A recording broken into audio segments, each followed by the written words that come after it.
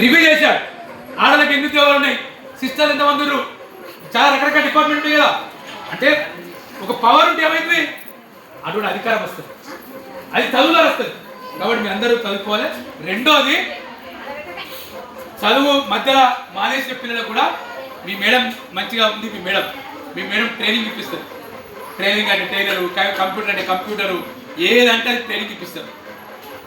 మీ కాలం మీద మీరు మీ కాలం మీద నిలబడతారా? ప్రమాణం చేయరు. మేము భర్త మీద ఆధారపడమని చెప్పండి, మేము అయ్య మీద ఆధారపడమని చెప్పండి, మేము మా తమ్ముడి మీద మా అన్న మీద ఆధారపడమని చెప్పండి. వాళ్ళకి ఆధారపడితే ఏమైతుంది, వాళ్ళకి సీజన్ ఎత్తపోతారు. నేను ఇస్తే నువ్వు తింటున్నావు, నేను చెప్తే నువ్వు ఇల్లుంది, నేను కట్టి ఇల్లుంది, ఏమో నువ్వు ఎక్క తక్కువ చేస్తున్నావు, ఎత్తి పడతారా లేదా? వారి కింద బానిస ఉండాలి. మీకు ఇలా తమ్ముడు చెల్లి అంటే ఎంత ప్రేమ ఎత్తేనా? నిన్న రాత్రి ఫోన్ చేస్తే ఒకటే ఏడుస్తుంది. ఏడ్చింది నేను ఏమి అనుకున్నా, ఈమె ఏడ్చిందా? ఒకటే ఏడుస్తుంది తమ్ముడి కోసం.